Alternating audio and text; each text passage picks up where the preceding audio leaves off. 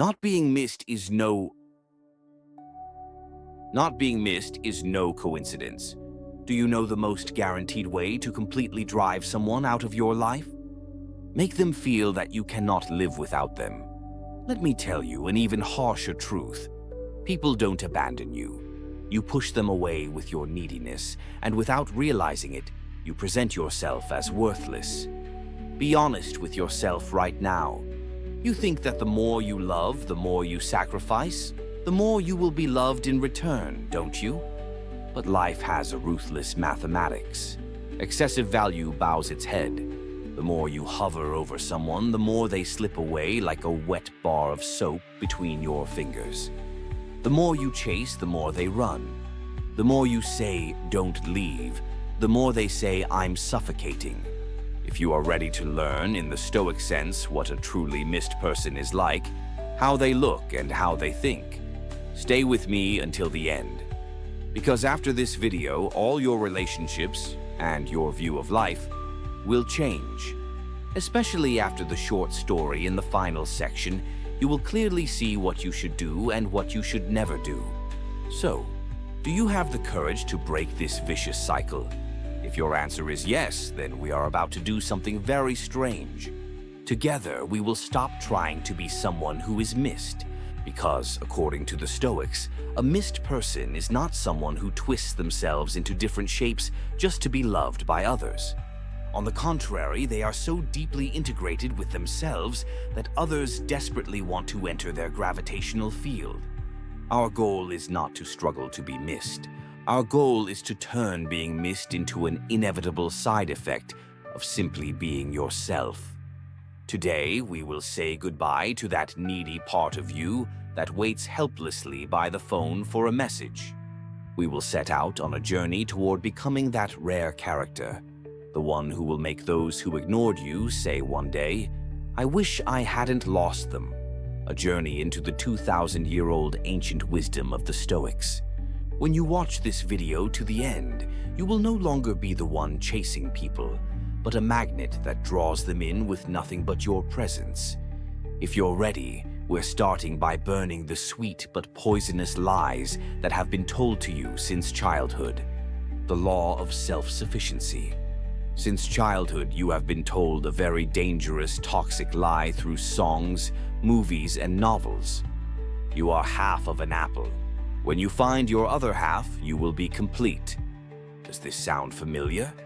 It may sound very romantic, but according to Stoic philosophy and human psychology, this is the most guaranteed path to unhappiness, dependency, and abandonment. Why? Because a person who feels incomplete approaches another person with the message, "Come and complete me." This is not an offer of love. It is an act of placing a burden. Without realizing it, you send the other person this message. There is a massive void inside me, and it is your responsibility to fill it. The human mind is evolutionarily designed to avoid burdens and move toward resources. No one wants to be a filler material tasked with filling another person's existential emptiness. That feeling you experience while waiting by the phone, agonizing over why haven't they texted, that is not love. It is existential insufficiency. It is the desire to use another person as a crutch because you are too weak to stand emotionally on your own. And the painful truth is this: neediness is the strongest repellent in the world. The more needy you act for attention, the more the other person runs away saying, "I'm suffocating." This is as certain as a law of physics. This is exactly where the Stoic philosopher Hecate put his finger on the wound centuries ago and said, "The one who begins to be a friend to himself is never alone." And the Stoics' answer to this has not changed for thousands of years. Autokaia, the art of self-sufficiency. Let's explain this with the metaphor of a black hole and the sun. A black hole devours everything with endless hunger. It absorbs all the light around it. It constantly says, give me attention, give me time." In the end, it destroys everything around it. The sun, on the other hand, asks nothing from anyone. It simply stands at the center. It burns within itself, warms and radiates light. The sun does not need the planets, but the planets have no choice but to revolve within the sun's gravitational field. Being someone who is missed is not a matter of strategy. It is a matter of energy. When you are alone with yourself, do you feel peace in that silence, or do you panic and immediately reach for your phone? If you are bored with yourself, why shouldn't others be bored with you? The solution is to stop searching for the other half of the apple outside. You are not half an apple. You are the tree itself. When you stand on your own roots and produce your own fruit, when you stop trying to steal happiness from someone else's pocket and start generating it within yourself, people will be captivated by that sense of wholeness. Remember, those who are incomplete beg to be completed. Those who are whole are sought out to share that wholeness. If you want to be missed, you must first learn to fill that inner void, not with people, but with your own character. 2. Protect the inner light, not external applause. Have you ever caught yourself living just to be liked by others? From cleaning the house because guests are coming, to not wearing what you want out of fear of what will people say, to staying silent so the neighbors won't judge. Our lives are spent arranging a display window. We act as if our lives don't belong to us, but to that invisible crowd watching us. Constantly trying to please others, seeking approval, craving a well done, is the greatest disease of the modern human. And the painful truth is this: a person who constantly waits for applause becomes the slave of the hands that clap. No one misses a slave. People only use the service they provide and move on. The Stoics say people live for two things. First, the image of you in other people's minds. Second, your own conscience and inner value. Today, almost everyone rots their true inner self just to polish that shiny external image. You are trying to shine with borrowed light, like someone who boasts about the gold worn at a wedding, but gives it back to the owner when they go home. You stand upright only on other people's praise. When people praise you, you feel gigantic. When they criticize you, you feel crushed into the ground. This is spiritual bankruptcy, because a light that does not originate from you goes out at the slightest wind. People never remember those pale characters whose light keeps flickering, trembling with the need for approval. If you want to be that rare person who is truly missed, you must stop decorating the display window and step inside the shop into your heart. A Stoic character focuses on turning virtues inward. They do the right thing not so others can see it, but because they themselves know it is right. They pick up bread from the ground even when no one is watching. They put love into the meal even when no one thanks them. They do their work honestly even when no one is observing. They don't become arrogant when applauded. They don't collapse when condemned. Because their light does not come from external lamps, but from the fire of conscience burning inside. This is called natural light. In this two-faced world where everyone hands out fake smiles, where relatives smile to each other's faces and talk behind their backs, encountering a genuine person is like finding water in the desert. People are exhausted by artificiality. When they come to you and see that unforced, unacted, authentic presence, someone who doesn't perform, doesn't tense up, doesn't seek approval, they are mesmerized. The moment you stop trying to get into people's eyes, strangely, everyone's eyes begin to look for you. Because in a world where everyone is a copy of each other, the original is priceless. Those whose absence is felt the most are not the best actors, but those who can be most themselves. So forget the applause outside. Protect your inner light. That light will inevitably draw everyone who remains in the dark toward you. People are not really talking to each other. They are simply taking turns telling their own stories. The moment one person takes a breath, the other cuts in with, "The same thing happened to me," and turns the topic back to themselves. This is not communication.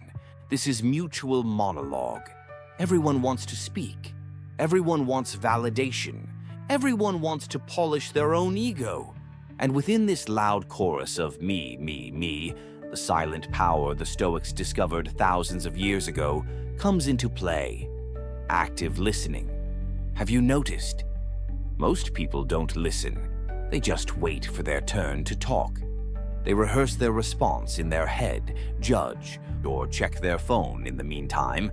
Subconsciously, they inject this message into the other person. I hear you, but I don't care about you. When Marcus Aurelius said, "Enter the mind of the speaker and allow them to enter yours," he wasn't talking about simple politeness. He was talking about a strategy. To truly listen to someone is not about turning your phone face down on the table. It is about silencing the noise in your own mind and visiting that person's world with your entire presence. The effect this creates is biological. When a person feels genuinely heard, understood, and listened to without judgment, their brain releases dopamine and oxytocin.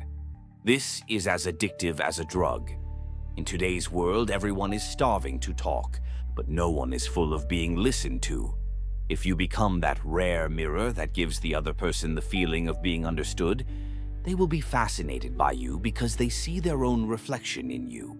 When you stay silent and ask deep questions to understand them, you give them a priceless gift, the gift of feeling important. People forget what they talked about when they leave you, but they never forget how valuable, how king-like or queen-like they felt while they were with you. This is the mechanism that triggers longing. They don't miss you because you speak beautifully.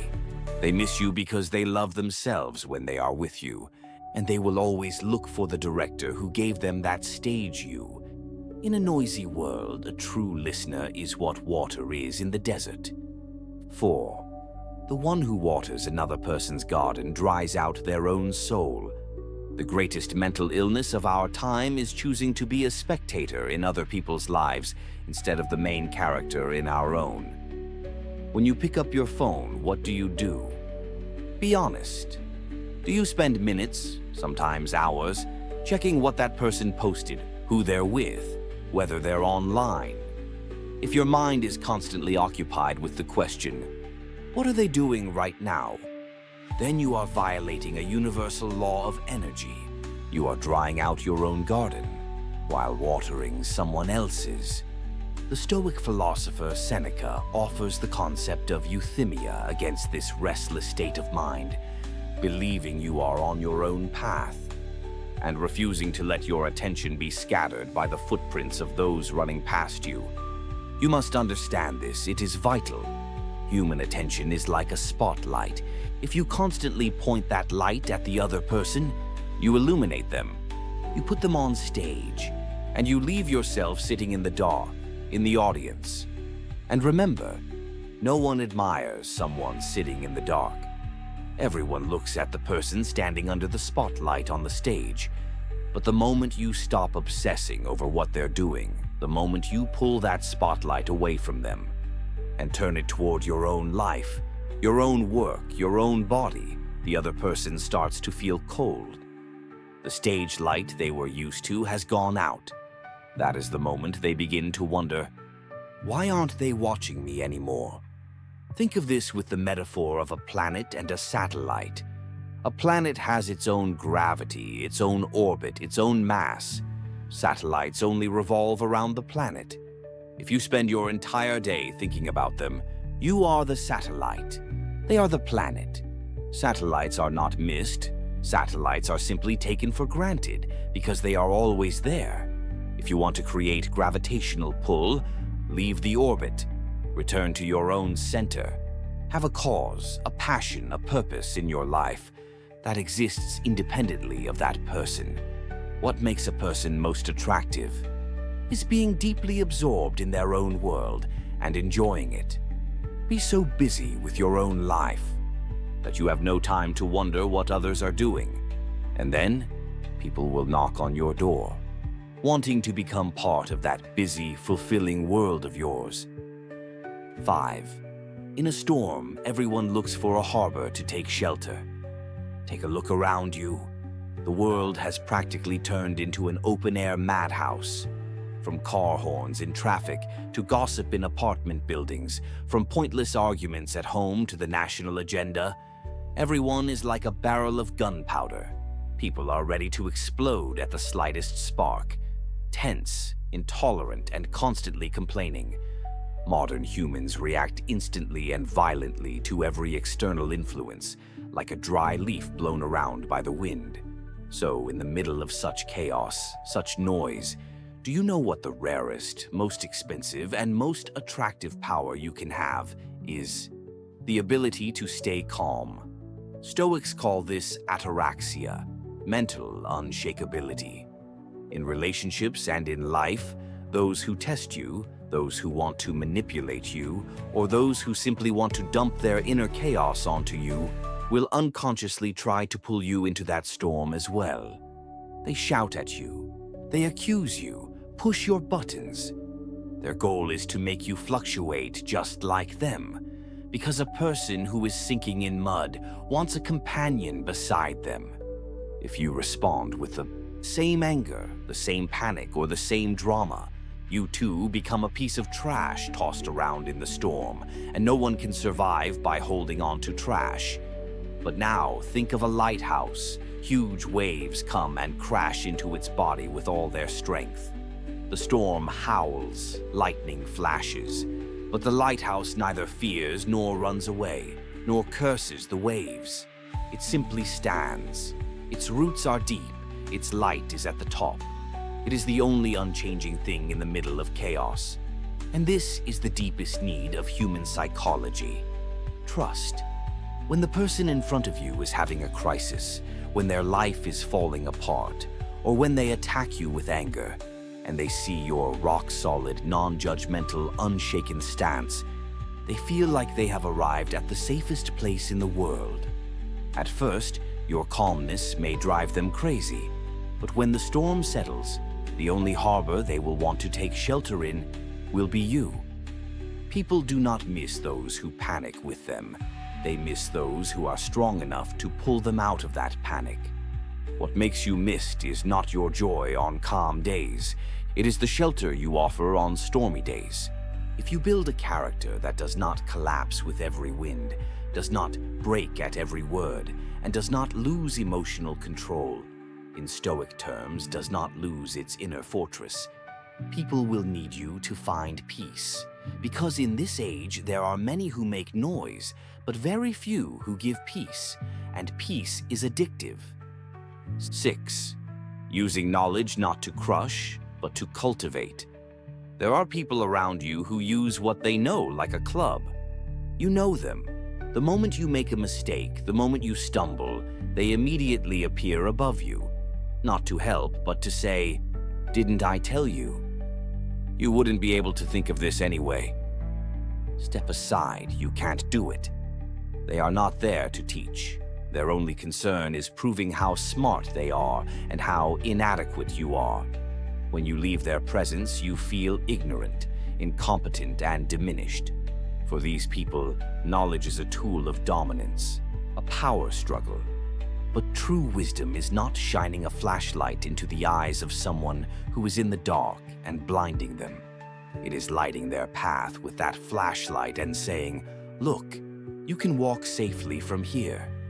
The Stoic philosopher Seneca opposes those who hoard knowledge or turn it into arrogance and says, "If wisdom were given to me on the condition that I keep it to myself, I would reject it outright." Because knowledge that is not a remedy for another's wound, that does not make another person's life easier, is no different from a book gathering dust on a library shelf, never opened. It is just a burden. The person who is missed uses what they know not to crush others, but to lift them up from where they have fallen. Think of an old, experienced master teaching a craft to an apprentice. When the apprentice makes a mistake, the master, who does not yell at him or humiliate him in front of everyone, but instead goes to him, takes his hand and says, "Look, son, "If you hold the hammer like this, you won't hit your fingers. Try it this way," is a hero in that apprentice's eyes. And even when that apprentice becomes a master himself, he will always remember that teacher with longing. So, when you explain something to people around you, don't wag your finger like a professor standing at a podium. Lower yourself to their level, stand shoulder to shoulder with them. Use your knowledge not to point out their shortcomings, but like a patch, to quietly cover those gaps. People do not miss arrogant know-it-alls who constantly remind them how ignorant they are. They miss humble guides who give them the feeling of, "I can do this too," who solve complexity with simplicity. Because when one person leaves, they leave crushed souls behind. The other leaves blossoming hopes. Do not be the person people say, "Thank God we got rid of him." Be the person they say, "I wish he hadn't left. There was so much I could have learned from him." 7. Do not possess the people you love. See them as entrusted to you. Do you know what kills relationships the fastest? The illusion of "you are mine." We mistake love for ownership, like a title deed. We lock the person we love in a cage, don't let them breathe. With jealousy and fear of loss, we turn love into a suffocating chain. And remember, whether the chain is gold or iron, for the captive it is still just a chain, and every captive wants to escape at the first opportunity. Stoicism offers a very shocking yet deeply liberating perspective against this poisonous sense of possession, the awareness of entrustment. Epictetus used to say to his students, "When you kiss your child or your spouse, whisper to yourself that you are embracing a mortal. That way, when they leave, you will not be devastated, because you know they do not belong to you. They were only entrusted to you for a temporary time." Does it sound cold? On the contrary, this is the formula for the most passionate and deepest love in this world. Because if you believe that something belongs to you forever, you become ungrateful. You take it for granted, thinking it's already here anyway, and you waste time on petty arguments that aren't worth a fig.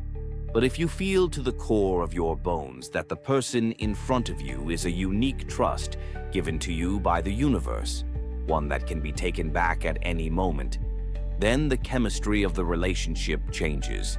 Then you don't look at that person like an ordinary human being, but like a priceless work of art in a museum, like a miracle with a limited time. A love that says, "You are not my property. You are the most beautiful guest in my life." This perspective sets the other person free. This style of love is light. It does not load anyone's shoulders with heavy burdens like, "You are my everything," or "If you leave, I will die." But at the same time, it is deep. Because with the awareness that every moment could be the last, it gives each moment its due. People do not miss jailers who lock them in cages. They miss these light companions who give them wings while also providing security with their roots. Do not possess, love. Because a bird does not stay in a clenched fist, but a bird lands on an open palm by itself and does not want to leave. 8. Not show but depth. To explain why you should not chase people, let me tell you a forgotten story set in an ancient valley.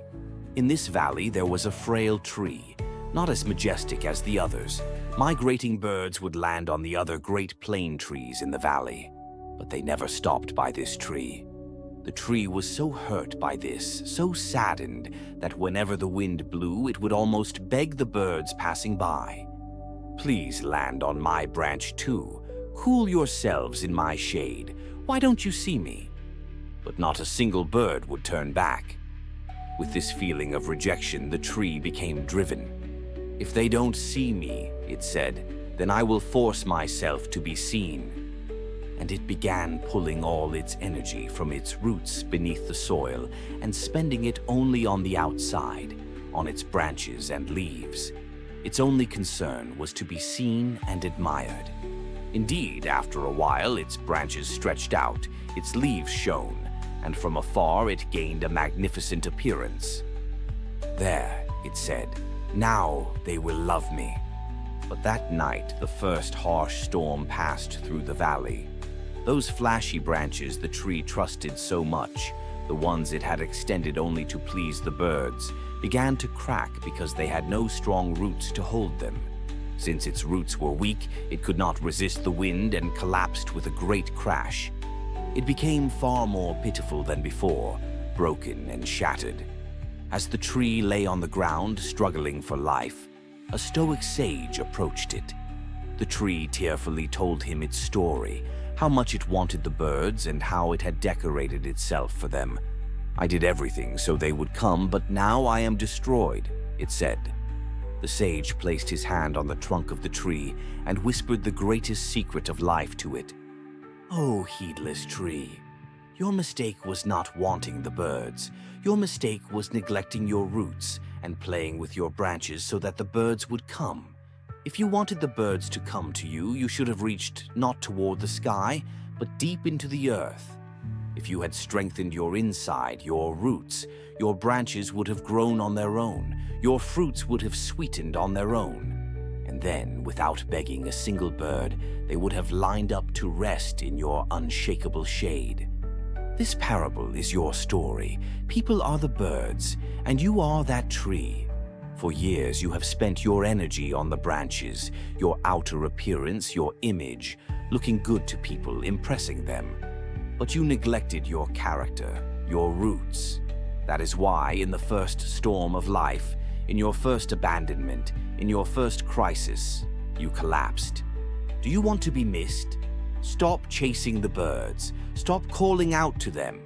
Put all your energy into what is beneath the soil, that unseen place. Your character, your self-development, and your will. Remember, even if the branches of someone with strong roots break, their trunk does not fall, and everyone misses the shade of a tree that does not fall. Thank you for watching.